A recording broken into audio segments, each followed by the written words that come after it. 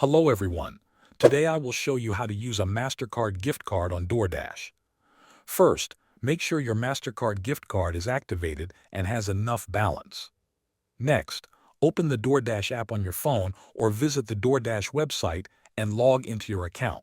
If you do not already have an account, create one using your email address and a password. Once you are logged in, go to your account settings. Look for the payment methods section. Here you will see an option to add a card. Select this option to continue. Now enter the details of your Mastercard gift card. Type in the 16-digit card number, the expiration date, and the CVV security code. When asked for a billing postal code, make sure you enter the postal code that was registered with the gift card. Using the correct information helps prevent payment errors. After entering all the card details, select Save. Once everything is set up, choose your food, go to checkout, and select your gift card as the payment method. Make sure the order total does not exceed your available balance. Thanks for watching.